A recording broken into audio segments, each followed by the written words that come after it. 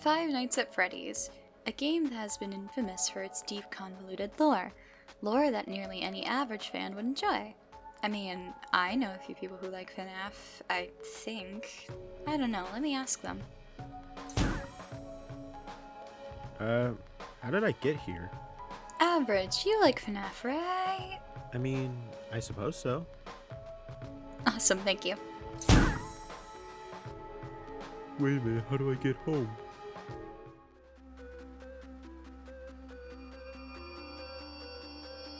Hey, muted, you like FNAF a normal amount, right?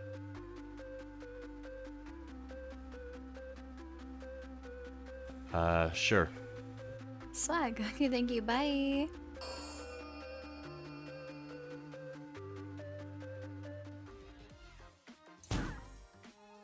How did you get here? Never mind that. Yeah, you like FNAF a normal amount, right? You could say that. Okay, great, thanks, bye.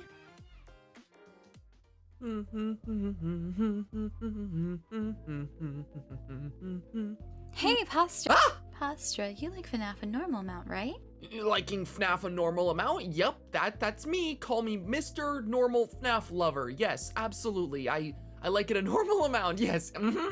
Yep, absolutely normal. Oh, okay, I totally believe that. Bye. I'm lying.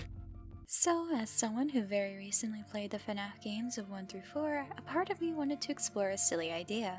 I wanted to see just what the game gives us. The original games, at least from my understanding, are the basis of our whole infatuation with Five Nights at Freddy's. So I wanted to travel to more simple times and try to piece together the lore and maybe a slight story out of solely the games themselves. This is all just for fun, of course. I'm not actually trying to attempt to solve the intense, convoluted lore of FNAF. More so, just figure out a story that the games tell us just out of pure boredom. I will give myself a little leeway here and only cover FNAF 1 through 3. Just for the sake of if the vast chasm of the internet wants me to talk about the rest of the FNAF games, then maybe I will. Other than that, I'm happy to simply point out things already in the game and splice it together into some kind of story. I'm Synn, and welcome to another night of Horror and Chill, the lovely online web series where I talk about a horror-related topic and the vibes are chill. Tonight's topic? How much Five Nights at Freddy's lore is actually in the games of Five Nights at Freddy's?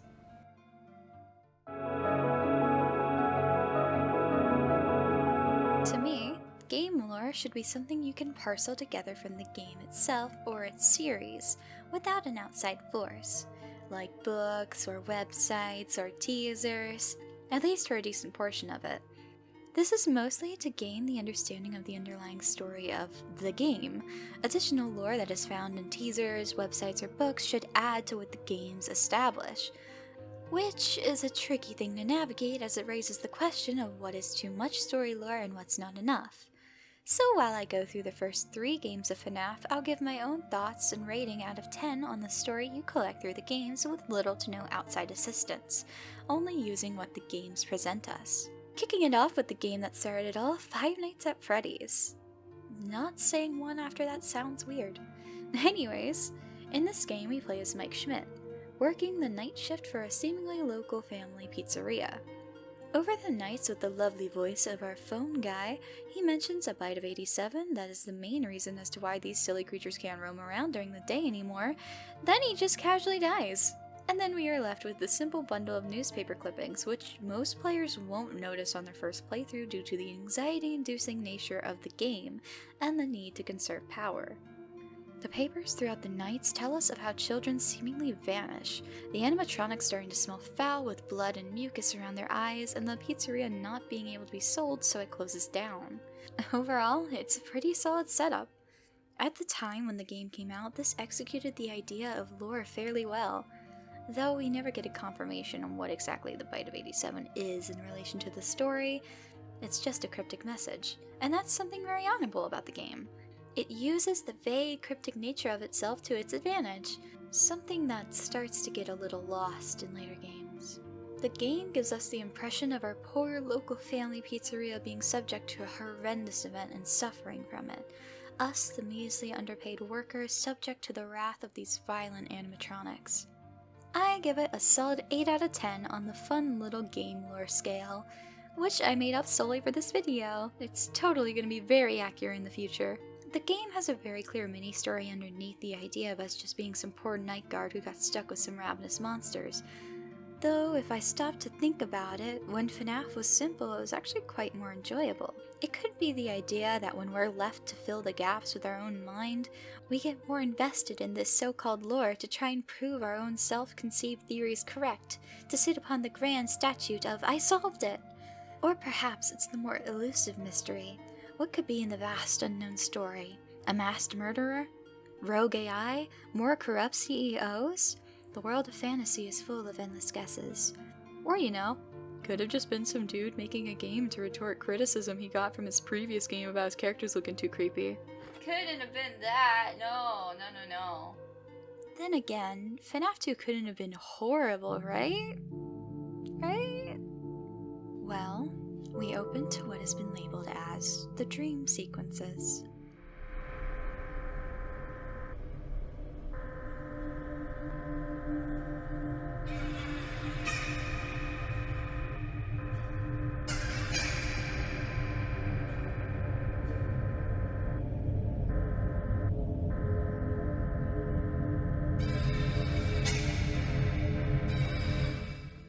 A moment of solemn, disorienting silence as you look to your left and right and find your animatronic pals from last time. Only now, from the placement, you have taken the role as Freddy. The game's phone guy is quick to tell us about how we are at the new and improved Freddy Fazbear's Pizza.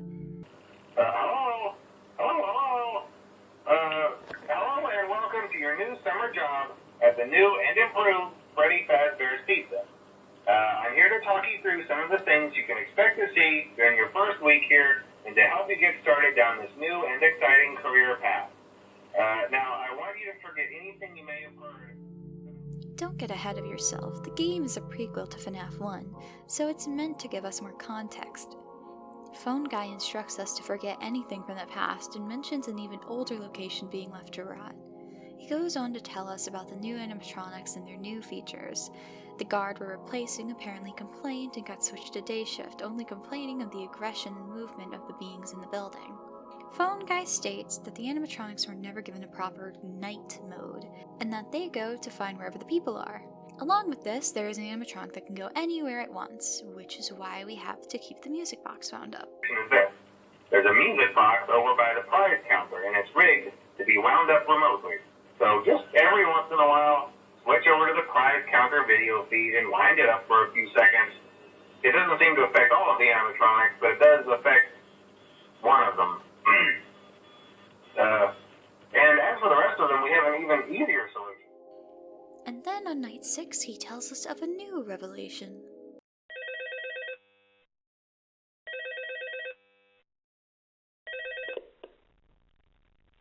Hello. What on earth are you doing there? Didn't you get the memo?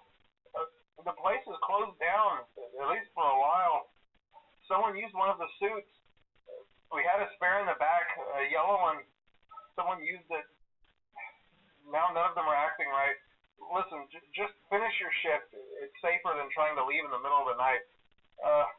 We have one more event scheduled for tomorrow, a birthday. You'll be on day shift. Wear your uniform. Stay close to the animatronics and make sure they don't hurt anyone, okay?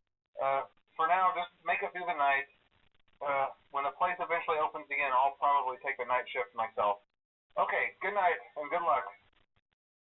Someone used a spare suit, which ended up with the animatronics getting a little too quirky at night. That the place closed down, but they have one last event. A birthday. We're specifically told to wear our uniform, stay close to the animatronics, and make sure they don't hurt anybody. That our phone guy will switch to the night shift once the store opens again.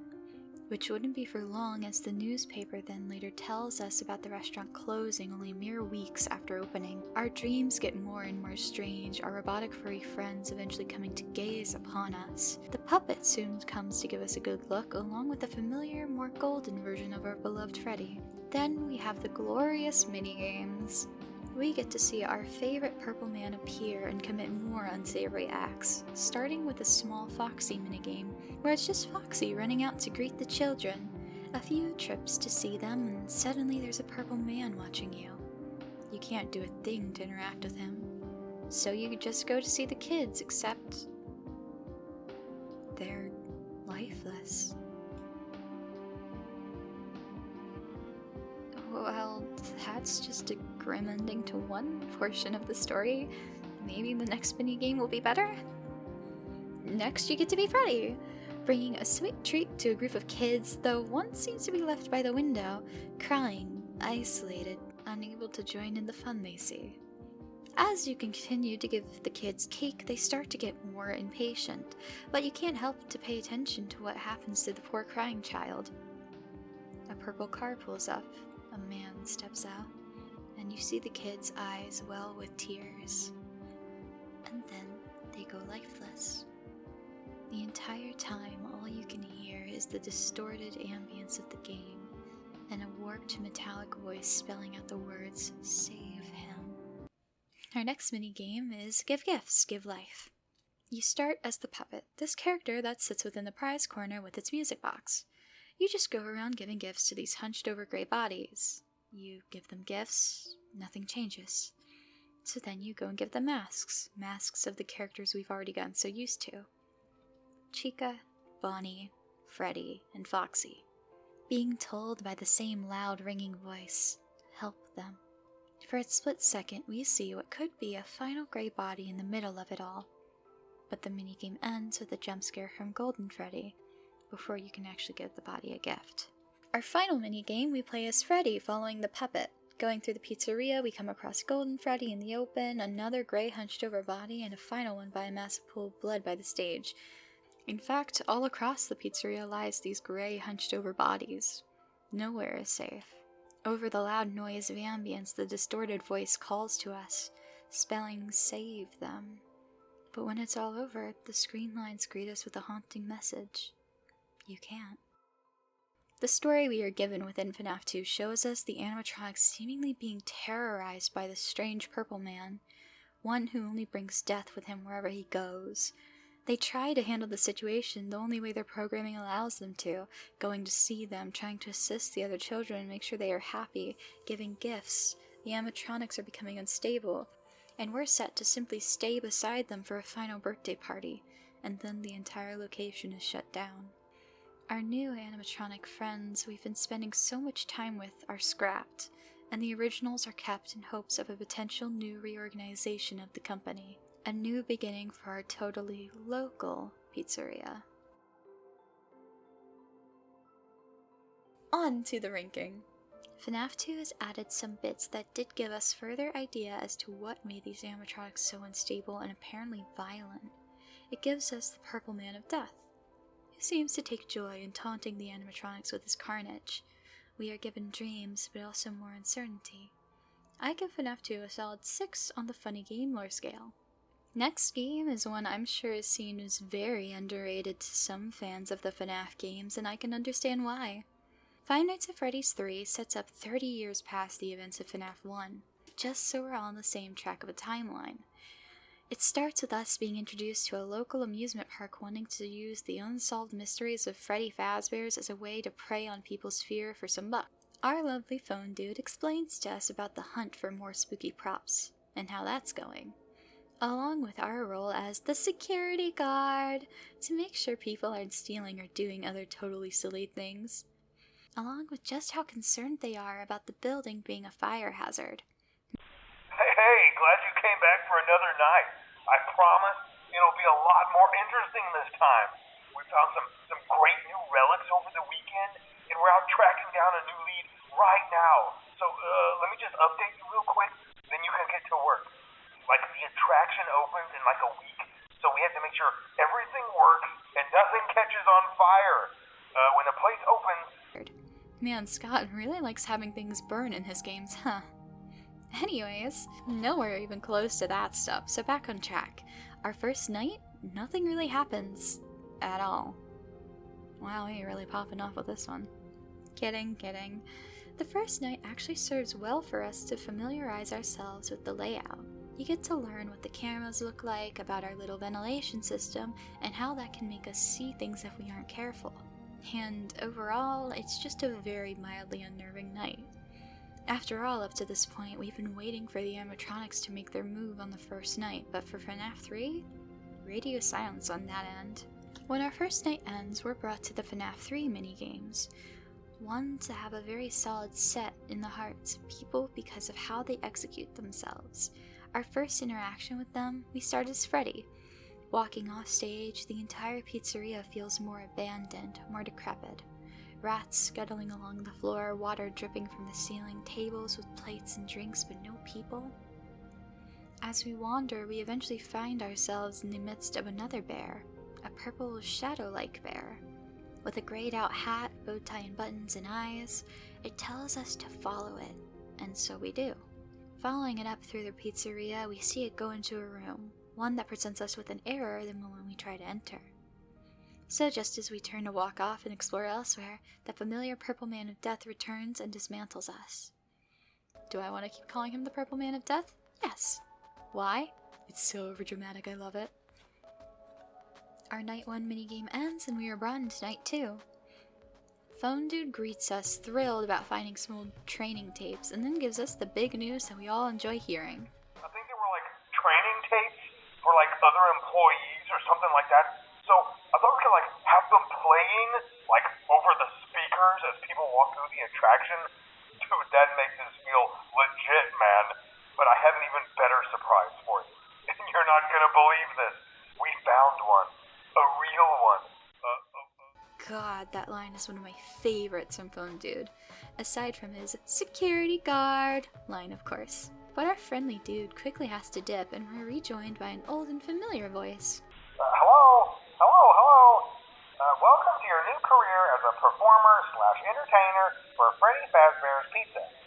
These tapes will provide you with much-needed information on how to handle/climb into/climb out of mascot costumes. Right now, we have two specially designed suits that double as both animatronic and suit. So please pay close attention while learning how to operate these suits, as accidents/injuries/deaths/irreparable and grotesque maimings can occur. First, we will discuss how to operate the mascots when they are in animatronic form. Phone Guy begins to explain to us about these new animatronic suits we haven't heard of before. Spring-lock suits. Ones that are programmed first to be animatronics that follow sound, and second to be suits worn by performers. Which is where his phone call ends and our night begins. We find ourselves now joined with a new nightmare, Springtrap, a grotesque rotted bunny with bits and pieces of mangled muscle tissue clinging onto it. A part of me would want to add flesh to that description, mangled muscle and flesh, but it would be a lie. He is a walking, rotten corpse, and any skin it may have had has just fallen off or withered away. This horrific monster will stop at nothing to come for us, but we only have two defenses, sealing a single vent at a time or playing a sound cue, hoping the animatronic suit that the corpse rules still listens to its programming. Once we've survived Night 2, we are brought to another minigame, the same as the first but now with Bonnie. We follow the Hollow Freddy, and we get dismantled.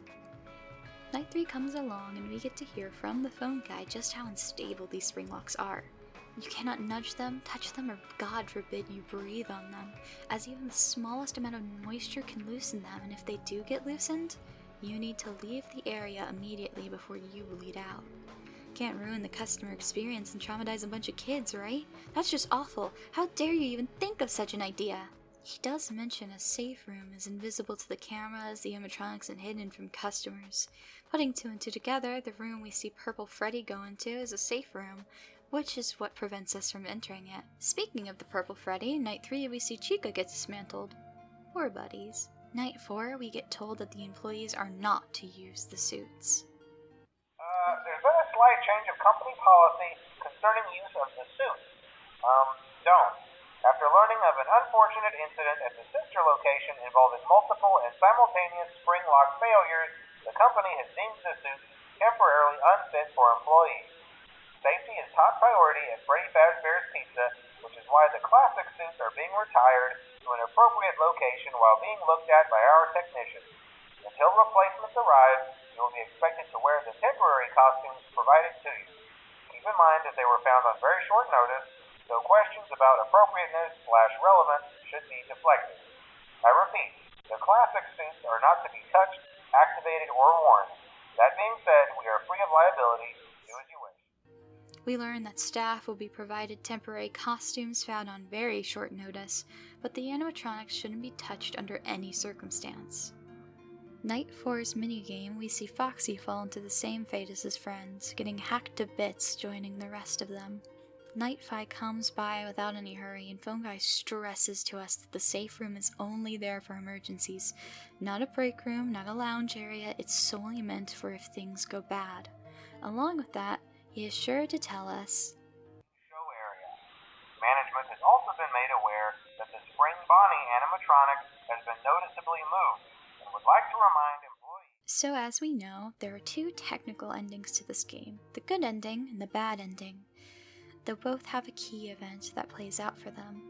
The event. The event in which we appear in this run-down location as a grey, ghostly child. We can explore the pizzeria, or go find the carnage and dismantlement of our animatronic friends, but now? Now we can enter the room. We're joined by our other phantom friends and witness something that became the near trademark of Fnaf 3.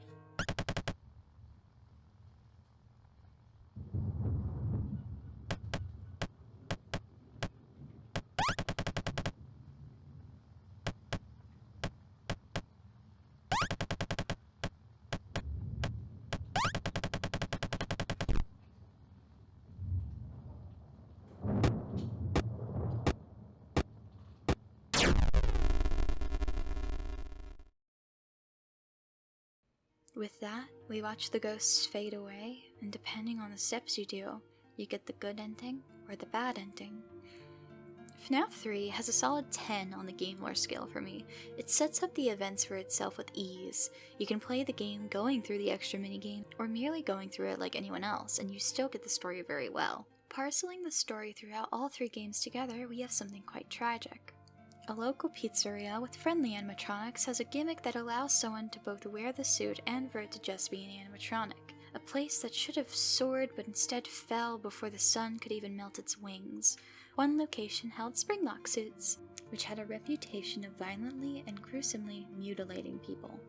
A growing series of missing children reports, and mascots slowly starting to smell more and more foul, while starting to get more hostile, an event that causes them to be forced to not roam around during the day, only restricted to night walking. They start to grow restless because of a purple man who may have been an employee since he knew of the safe rooms, but he is for sure a rabid serial killer who chose Freddy's as his hunting grounds. Though still an employee, he is tasked with dismantling the robots since they need to be repurposed, and ends up having to face off the phantoms. Thinking he can outsmart them, he puts on the already faulty golden Springlock bunny suit, and, well, we know how that ends. They end up sealing away the safe rooms, him included, and he's left to rot until Fazbear Frights discovers him, taking him in only for him to then burn with the building when it goes up in flames. A horrifying tale for a small pizzeria soon turned to nothing but a hollow reminder of tragedy and misfortune. This series was meant to be a trilogy, and the story here shows a very easily proven factor that though it is not some grandiose resolution, it's at least a story, one that would be cherished for years to come. At least, that would be the takeaway if FNAF ended there. But it's FNAF! Nothing is simple here. You think you get a resolution? Oh buddy, you should have guessed otherwise. There's so much random shit in these games, wacky things I can't even begin to describe. Which is why I limited this video to only talking about Five Nights at Freddy's 1 through 3. After all, I feel like if I even want to start touching FNAF or Sister Location, those would need their own video from just how weird they can be. If you know of any interesting horror topics, let me know. I may have my own little list of horror things I want to talk about, but I'm always open to hear from others. For tonight, I think I've talked about enough of animatronics and mini-games. I'll go back to my little patch of the void. I hope to see you all in the next episode of Horror and Chill. Until then, good night.